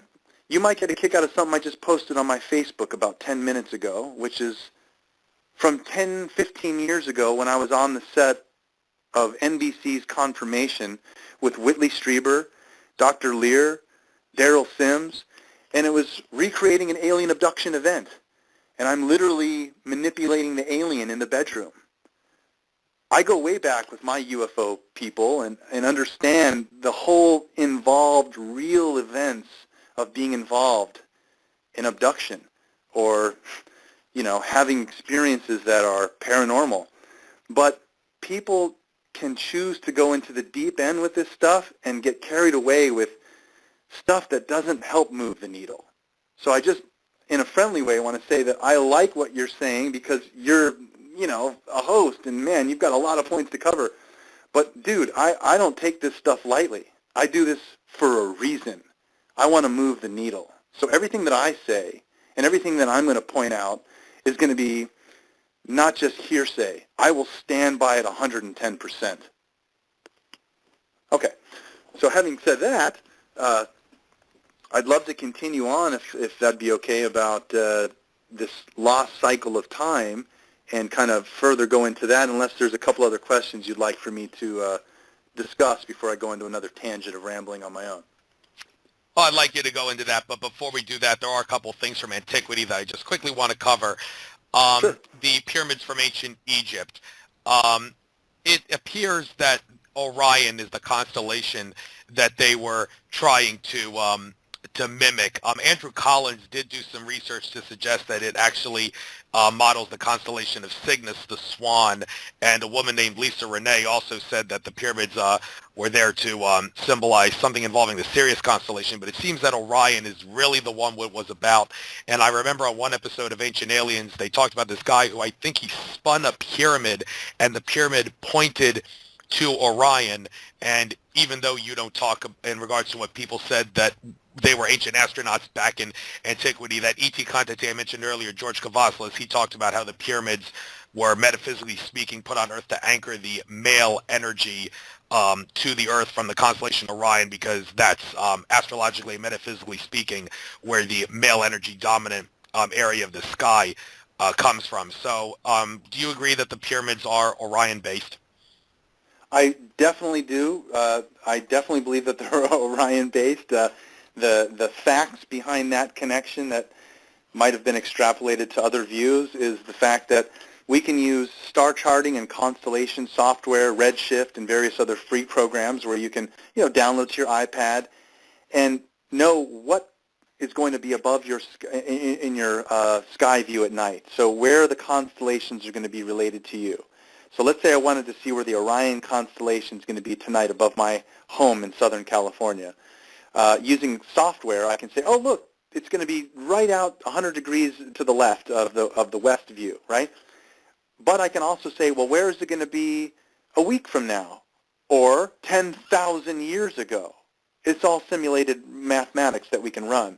And so when we run these programs, it turns out that in the year 10,500 BC, the Orion constellation is literally emulating right above the three stars of the three pyramids of Giza. So at 10,500 BC, the Sphinx is looking directly east into the constellation of Leo, which is a lion. The three pyramids on the ground are perfectly aligned right below the three stars of Orion in the sky. It's literally as if the three pyramids are a terrestrial map of Orion in the sky. But that alignment takes place in 10,500 BC. The Egyptians were supposed to have been around and built the pyramids at 2,500 BC. There are other areas in Egypt like Dendera. The Dendera zodiac, again, this huge wall relief depicting the sky, but it shows the sky at 8,000 BC. Somehow they made a relief of what the sky looks like thousands of years from when they were supposed to have been here at 2,500 BC. Now, either they did that with some advanced knowledge that was passed to them, or their culture just goes back a lot further than we think, and the pyramids were not built at 2,500 BC, but much older. Last point, if we look at the inner walls of the Sphinx, there's massive erosion by water. The inner walls of the Sphinx show massive erosion by water, running water. There has been no running water on the Giza Plateau for 10,000 years. So yeah, that's my opinion on the pyramids. But that also I'm going to let you ask another question, but that definitely ties into what we're talking about as to why there are monuments that align to a constellation where this alignment will repeat, but it's over such a large scale of time, we have a difficulty understanding it. Okay, and one more thing I want to get into in regards to evidence from antiquity before you get into that other thing you wanted to discuss. The Baghdad battery. Now, yeah, there's electrical charge from that, but I have to play a role of skeptic for a moment because the Baghdad battery seems like one of those things, well, oh, you just found a way to make this generate an electrical charge. It's just a funny little coincidence that you discovered this. This does not imply that this thing was used for some electrical purpose in antiquity. If you believe otherwise, can you back up your claim that the Baghdad battery really does have some mechanical purpose to it? The two academic views are actually quite interesting before we get into the alternative view. First academic view is they used the Baghdad battery to electroplate jewelry. So they could literally heat up gold or silver using this small electrical charge and then spray the gold or the silver over an amulet or a necklace. So that was kind of interesting. The other idea was they would connect it to a statue. So they would make much larger versions of the version I tested on camera, which I still have a couple of versions that I keep here at home. The Baghdad battery replica is simply, allowed me to get about 4 volts on camera. So the other view is that they use this in a larger scale where they would make one like the size of a 6-foot vase and plug it into a huge statue.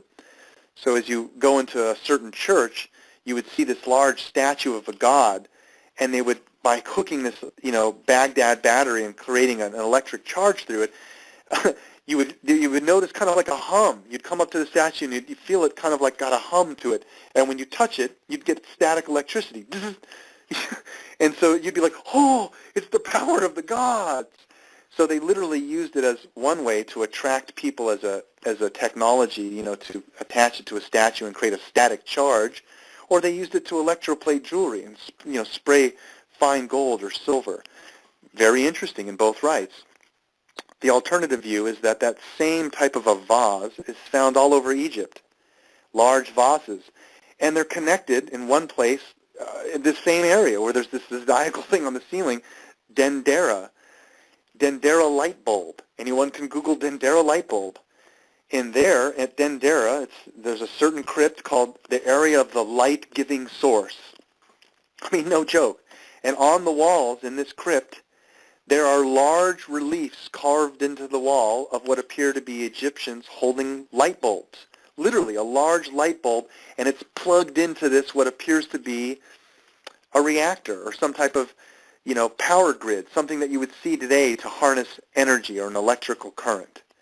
So those same reliefs of them holding up a light bulb are in the same time frame, 2500 BC, of when these Baghdad batteries were being used.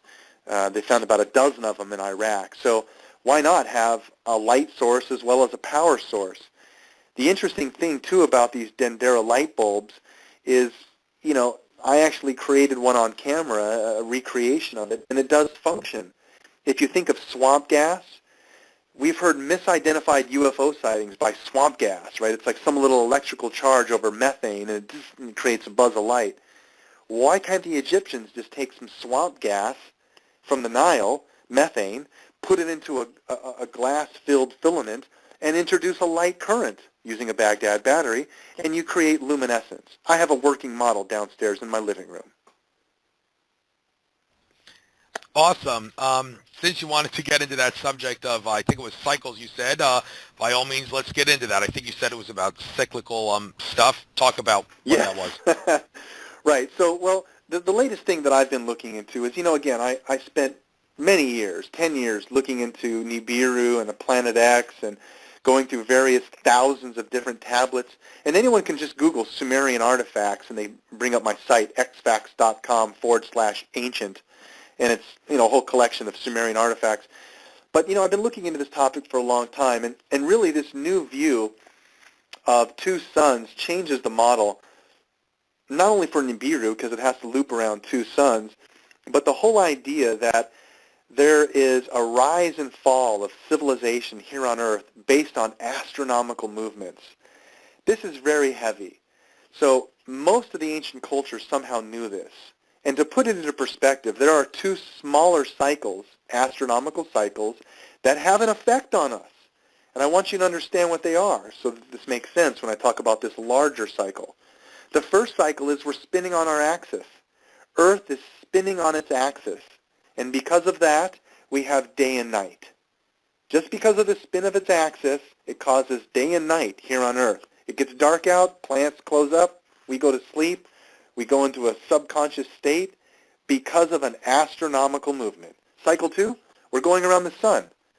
And as we orbit the sun, 365 days, the seasons change, it gets hot, it gets cold, animals migrate, stuff happens because of an astronomical movement. Things are affected here on Earth because of an astronomical movement. So all of the ancients say that there's a third cycle, but this movement is a 24,000-year cycle. It's not easy in our 100-year lifespan to understand or comprehend these changes, but a 24,000-year cycle. So imagine we have 2 suns, and they're orbiting each other. And I'm going to get to the science as to why I'm saying this and to the massive money and budget that's been put into looking into this data. The idea that we have 2 suns would mean that a binary orbit is 2 suns orbiting each other. If our sun is orbiting another sun, our sun is moving through space. We're going along for the ride because we orbit our sun. That's a whole idea to understand the perspective of change from what we see in space in these 12 constellations of the zodiac. Why our view of the heaven changes over time. The current model says it's a lunar solar wobble. The Earth has a wobble, and there's about 2,000 plus variables to calculate torque, motion, wobble, to explain the precession of the equinox. Well, a new model with about 11 variables is based on a binary orbit. Much more accurate, much more simple. Everything points to the idea that ever so simplistic is always the answer. There's a company called the Binary Research Institute. I'm fortunate enough to have this gentleman as a business partner, Walter Cruttenden, who looks into this, the binary orbit. Now, there's several other scholars that look into this. Graham Hancock, Robert Bauval, many great scholars that we look to on more of the academic side are aware of these lost civilizations. Dr. Robert Schoch. Many of these people are aware of that civilization goes back much further than we think. So it's a very interesting thing to realize that our sciences are possibly going to confirm within our lifetime we're in a binary orbit. This orbit is tied to the rise and fall of our civilization here on Earth. I don't understand it yet completely, but what I'm starting to see is a pattern.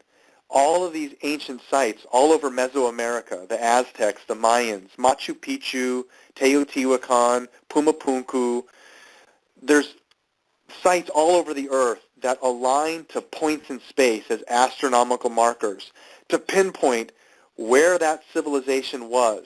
Something happened during these certain alignments where they built these monuments to align to certain constellations, or as an example, Chichen Itza in Mexico, they have this, at a certain time of the year, a shadow of a serpent appears down the side of a pyramid. The pyramid was built in such a way to catch the shadow that it creates a serpent based on the shadow. It's amazing. This is all done with unbelievable precise knowledge of astronomical movements. Everyone in the ancient times seems to have known this. So the kicker for me, Andrew, is this. We've heard of things like Atlantis. Some had lost advanced culture that must have existed, but they sunk into the ocean. No. If there was an advanced culture, they would have been all over the Earth. And that's exactly what we're starting to find, thankfully through shows like Ancient Aliens, where we're starting to find new locations and go beyond the normal academic route.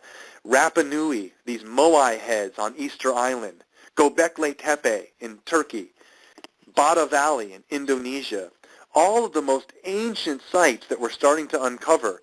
It's not a complete civilization like the Sumerians. It's bits and pieces that we're finding, but it's pushing the needle back. But at all of these sites, Andrew, we're seeing a certain type of being that is being depicted. The Moai heads on Easter Island, they're not heads. They've dug out around the heads. They're all long, slender beings. Same beings depicted at Göbekli Tepe in Turkey. Same beings in Bada Valley in Indonesia. Same beings in Mesoamerica. Even the Sumerians depict these type of beings. I think that there is some lost ancient civilization that might have had much more advanced understandings of technology that we have today, probably because they're from the Golden Age or a time when, in this large cycle of time, they were much more advanced. But we're just starting to uncover them, and it seems that this lost ancient culture influenced all the great ancient cultures we have today. Mesoamerica, Egyptian, Sumerian, African, all of them seem to have pieces of this technology and understanding of astronomy that speaks of a time that they didn't even, all of our ancient cultures are just getting a piece of the information from this lost civilization that we're just starting to uncover. So it's really interesting, Andrew, because we're starting to see that the reason why these monuments, these megalithic sites all over the Earth, align to constellations that point to an understanding of this large celestial clock, a breakdown of the heavens into zodiacal symbols, a 24,000-year cycle that repeats.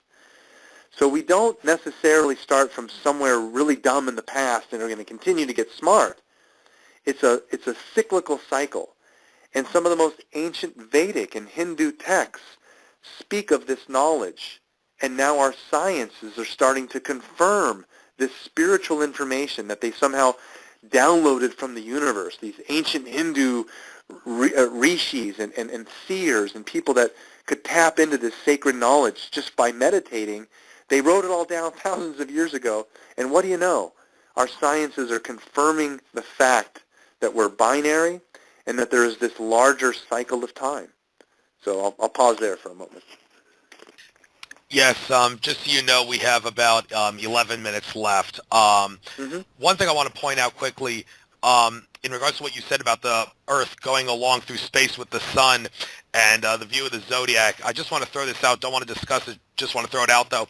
It has been mentioned by some people like Santos Bonacci and also this guy named Vahat, V-H-A-T, and you can see this on a YouTube video called Solar System New Interpretation, which says that the solar system is actually shaped like a cone, meaning that at the top of the traffic cone, at the point is the sun, and all the planet, if you were to draw a straight line from the sun down through the center of the cone as it widens going downward, each planet does not actually orbit the sun. It actually orbits the imaginary stick as you go down the cone, and Mercury has the smallest circumference in its orbit because it's the closest up to the top of the cone, and then you keep going down, and then you would go through all the 66 planets I mentioned. That's kind of contradictory, though, to what the Sumerian tablets might suggest about Nibiru orbiting into the Earth's orbit, because if it was truly cone-shaped, then they would stay in the cone and not go up towards the Earth. I mean, that might be something people might want to consider researching, but Santos Bonacci claims the laws of physics say that the solar system should be shaped like that, and the fact that it's moving through space. But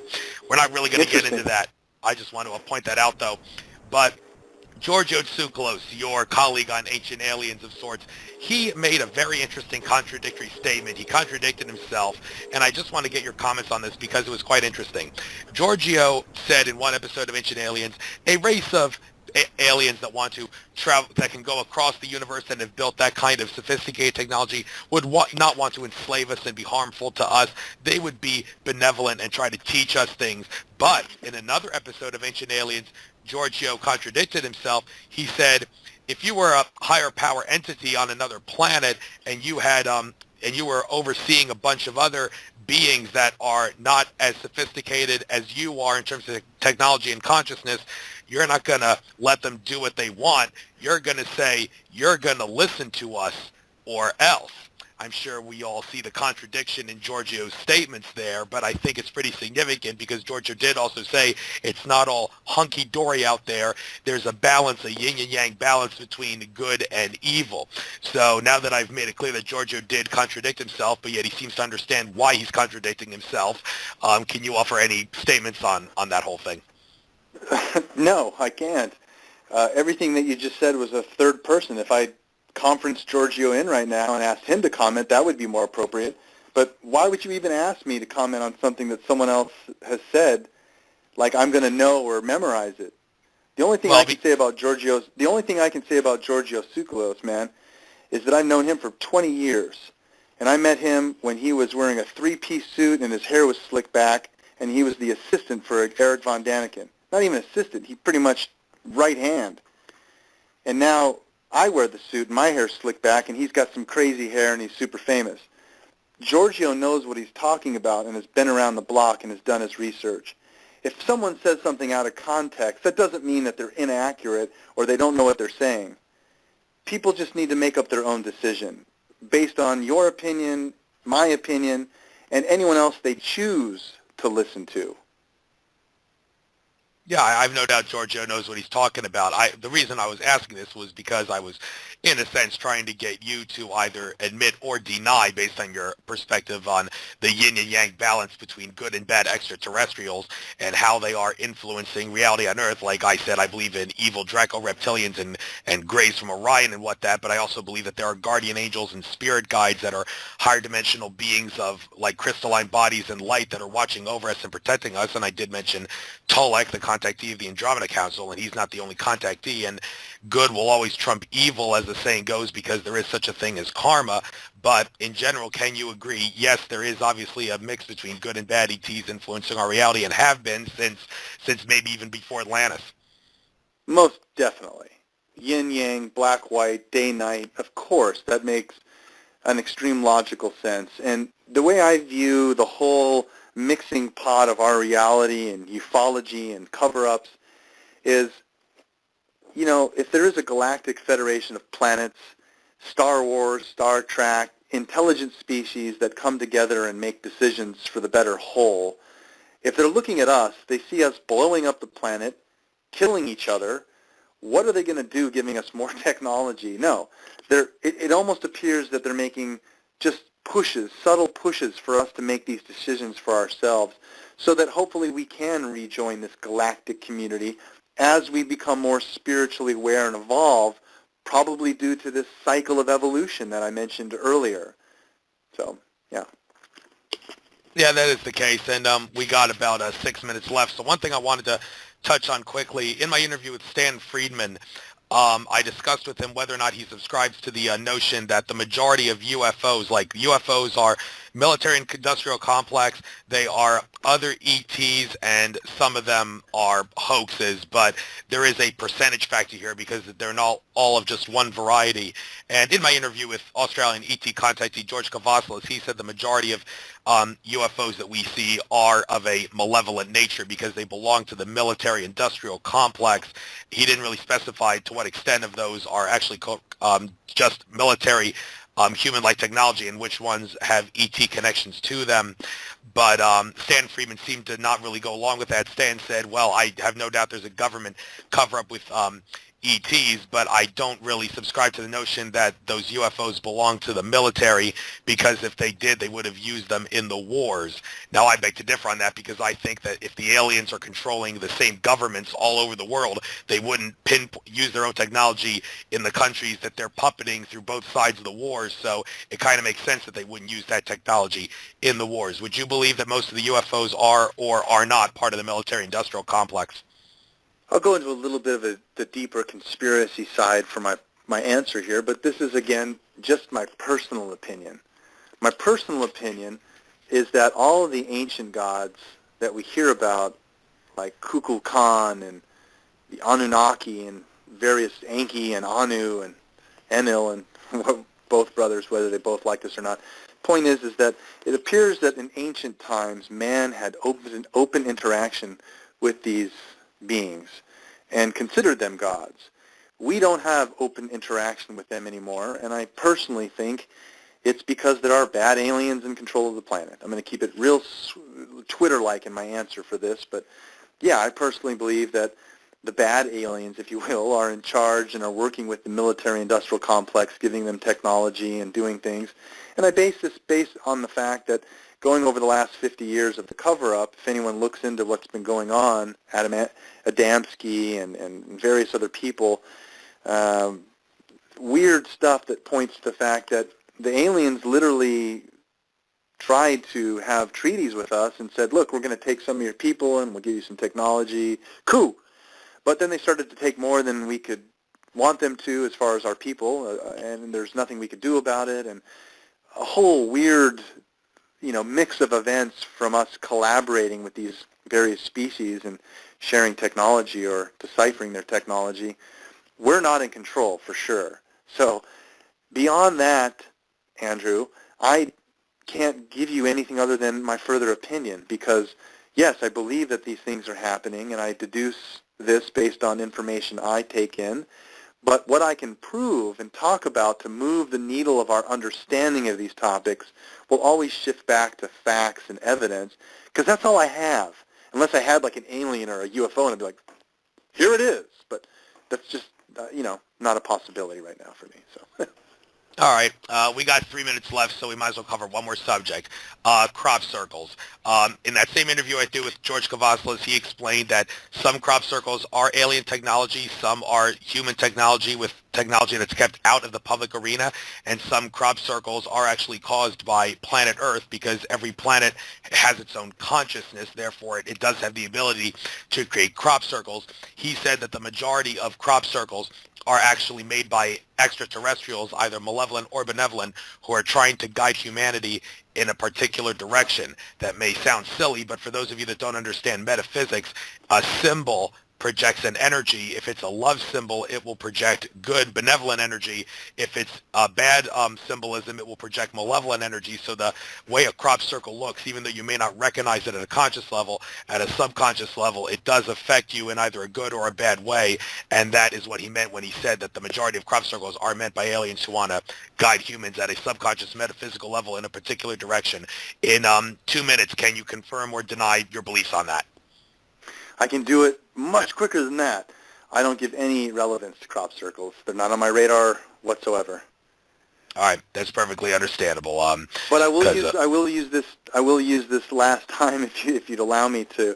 Go ahead. Briefly tell how other people can further look into what I've brought to the table tonight. And I actually have a little bonus for your audience. If they go to ancientbonus.com/radio, ancientbonus.com/radio, they'll get a free video lesson from me and a copy of one of my books, Ancient Alien Artifacts, like a preview version. But that'll give you a little bit of insight into what I've launched, which is a service called Ancient School, where I am teaching people about these topics that you see on Ancient Aliens and some of the things I talked about tonight. But it's a more in-depth look into these topics through Ancient School. And once you sign up, each week you get a new video lesson taught by me or other top experts that'll kind of take you through the ancient astronaut theory. So for tonight, if you just go to ancientbonus.com/radio, you can kind of get a peek into that world and what we research. Okay, I guess we might as well end it on that note. And Jason, with that being said, I'm going to tell you the same thing I tell all of my guests. Love to have you on again, but it probably won't happen. Sure. Because my goal on this I'd love show, to come back on. Well, my goal on this show is to try to get as many different people on the show as possible before I start giving any one specific guest double dips, because there's a lot of fascinating individuals on planet Earth who can cover a wide array of things that will expose the true nature of reality, and there's a lot of other people that need some glory on my show. So if I Amen. if I don't contact you soon, well, now you understand why, because I'm trying to get a lot of other people on.